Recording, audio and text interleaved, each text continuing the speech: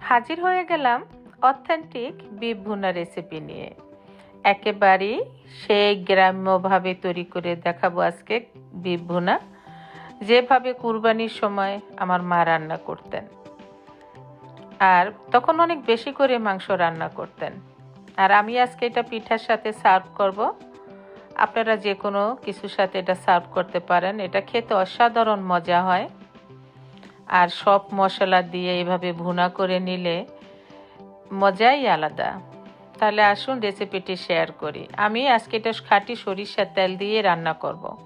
আর আগে মাকে দেখতাম সরিষার তেল দিয়ে এই বিফ ভুনাটা করতো। আর আমি এখানে একটু বেশ কিছু পেঁয়াজ কুচি দিয়ে দিয়েছি, আর দিয়ে দিয়েছি কতটুক রসুন কুচি। আর এটা ভিতরে পেঁয়াজ রসুনটা একটু বেশি করে দিতে হয়, আর এটা ভালো করে একটু ভেজে নিতে হবে। আর দিয়ে দিলাম লবণ। মনে রাখবেন সব সময় পেঁয়াজ ভাজার সময় সাথে সাথে লবণটা দিয়ে দিলে পেঁয়াজ রসুনটা খুব দ্রুত ভাজা হয়ে যায়। আর দিয়ে দিলাম তেজপাতা আর কিছুটা আস্ত গরম মশলা, দারুচিনি আর এলাচ।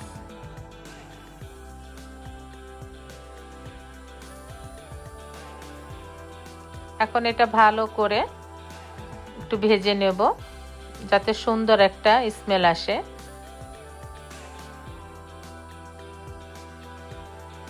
এই পর্যায়ে আমি অ্যাড করে দিলাম টমেটো কুচি। এখানে আমি খুব বড় একটা টমেটো কুচি করে দিয়েছি। আপনারা আপনাদের মাংসের কোয়ান্টিটি বুঝেই দিয়ে দেবেন।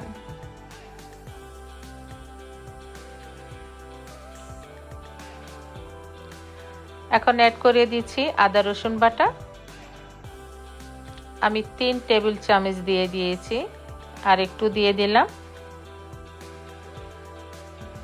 আর এই ভুনাটা একটু আদা রসুন বাটাটা একটু বেশিই দিতে হয়।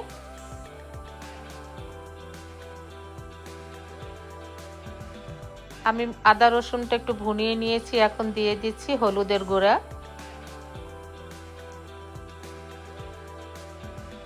আমি 3-4 চামচ হলুদের গুঁড়া দিয়ে দিয়েছি।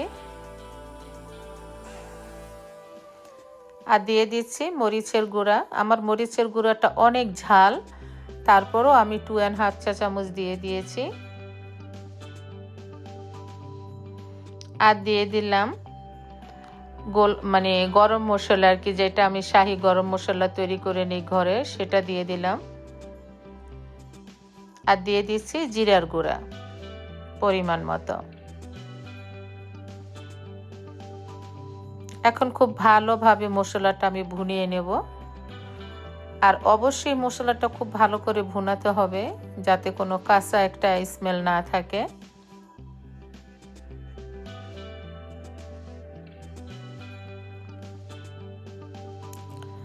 এখন আমি সামান্য একটু ব্ল্যাক পেপার অ্যাড করে দিলাম।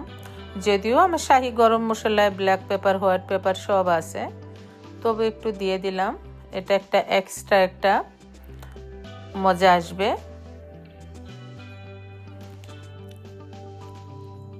দেখুন খুব ভালোভাবে মশলাটা ভুনিয়ে নিয়েছি। তারপর একটু গরম পানি অ্যাড করে দিলাম। আবার ভালো করে একটু বয়েল করে নেব। এরপর যে আমি কিছুটা কাঁচামরিচ অ্যাড করে দিলাম।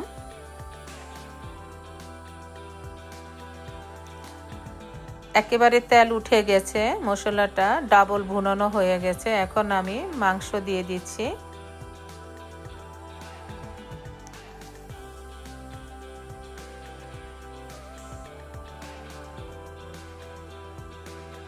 আর এই ভুনাটা হাড় মাংস সব মিলিয়েই করলে বেশি মজা হয়। আর কুরবানির মাংস তো সবার ঘরেই আছে।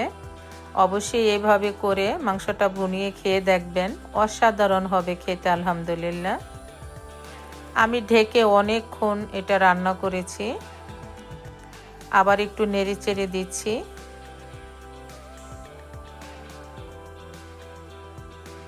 আবার ঢেকে অনেকক্ষণ রান্না করার পরে দেখুন একেবারে ভুনানো হয়ে গেছে, আর মাংসটা অনেকটাই সিদ্ধ হয়ে গেছে। এখন একটু সামান্য গরম পানি অ্যাড করে দিলাম। যেহেতু এটা ভুনা করব, আর পানি বেশি দিতে হবে না। মাংসটা আমি চেক করেছি, একেবারেই সফট হয়ে আসছে।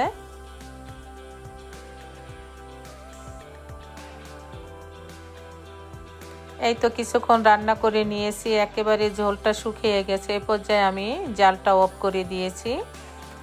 এতটুকু ঝোল আমার হয়ে যাবে, কারণ এটা আরও কিছুটা টেনে যাবে চুলোয় রাখলে। এই তো একেবারে তৈরি হয়ে গেল একেবারে অথেন্টিক স্বাদের বিফ ভুনা। আর আজকে আমি এই বিফ ভুনাটা সার্ভ করব পিঠার সাথে। এই তো আমি ছাঁচের পিঠা বানিয়ে নিয়েছি, আর চিতই পিঠা যেটাই বলেন। একেবারে ফুলকো ফুলকো গরম গরম পিঠার সাথে অসাধারণ হয়েছিল আলহামদুলিল্লাহ।